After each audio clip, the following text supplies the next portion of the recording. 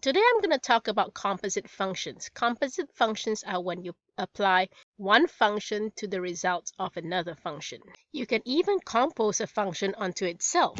Okay, so let's look at this problem. We have f of x equals 2x plus 1 and g of x equals x minus 1, and we want to find f of gx in our first section. Fx can be written as f, the parentheses, gx. So what happens? What do we do? Now we know f of x is 2x plus 1. But now our x became g of x. So all our x terms in our f of x become g of x. So my f of x is 2x plus 1. Now my x becomes x minus 1. And I'm left with that plus 1. Simplify using our distributive property. 2 times x gives me 2x. 2 times negative 1 gives me negative 2. And I'm going to bring down my plus 1. Simplify. That gives me 2x minus 1. That's our f of gx. What about my g of fx? Once again, I can rewrite it as g of fx.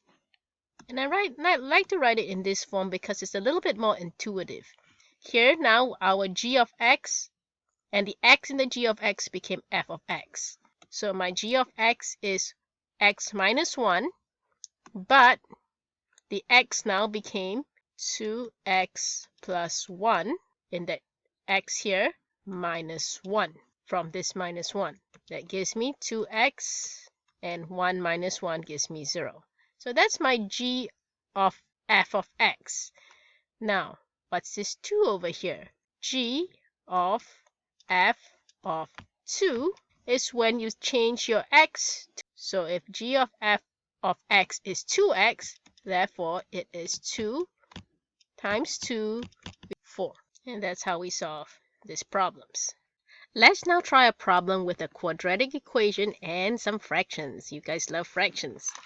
So we're going to find f of gx, which I'm going to rewrite as f of. So I'm going to take my f of x function and change all my x's to my g of x.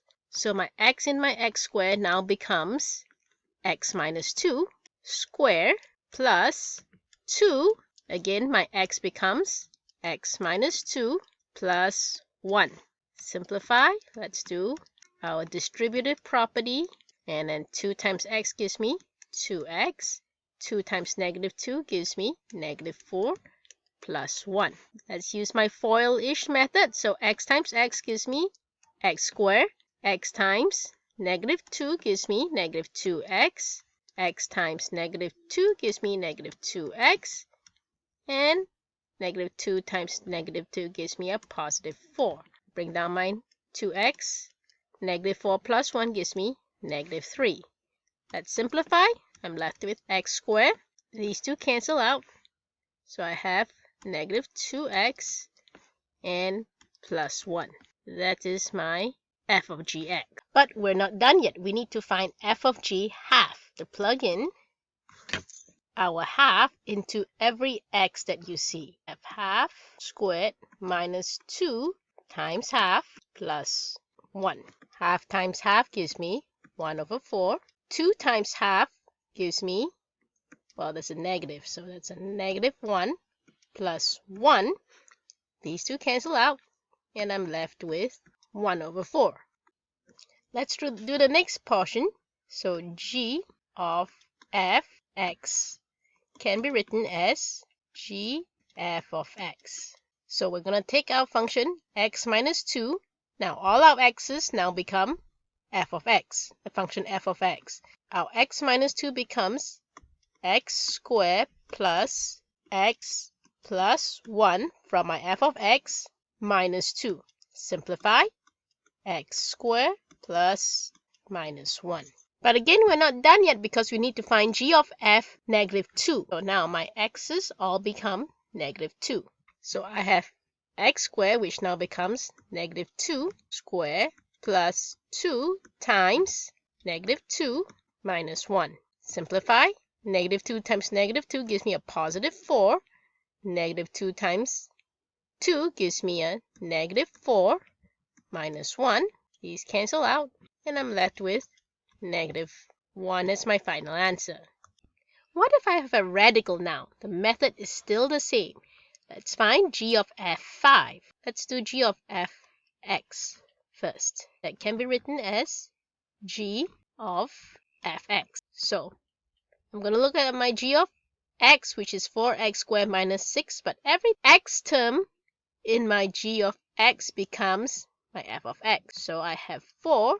Now my x becomes square root 3x minus 5. Square remains minus 6. Simplify. The square and the square root cancel each other out. So I'm left with 4 into 3x minus 5. You see, it becomes very simple. Don't freeze when you see something that you're not familiar with. The method is the same all the time. Use the distributive property, so it becomes 12x minus 20 minus 6, which equals 12x minus 26. We have to find g of f5. So I have to plug in my 5 into my x. So my 12 now becomes x becomes 5 minus 26. That gives me 60 minus 26, 34. And that's how we solve that. As you can see, for every single example I use, they look very different, but the method to solve it is exactly the same. Let's do one final example using negative numbers. We're going to find f of gx, which I'm going to write as f of gx. So the x in my f of x becomes my g of x function. All right, -6. My x now became -2x minus 4 and plus 5 from here. Simplify. Distributive. -6 times -2x gives me a positive 12x plus double negative. 6 times 4 is 24 plus 5.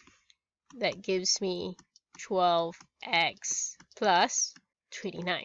What about my g of fx? G into my f of x. So my function is g, so it's -2. My x now became -6x plus 5, and I have that -4. Simplify. -2 times -6x gives me positive 12x. -2 times 5 gives me -10, and this -4 comes from here. Simplify, that gives me 12x minus 14. If you like this video, please be sure to like and subscribe to my channel. If you have any questions or comments, please leave them below. I offer notes, lessons, worksheets with full answer keys for sale, as well as online tutoring. Links below. And if you'd like to support me, I have a Patreon account as well. Thank you for joining me, and I hope you found this lesson helpful.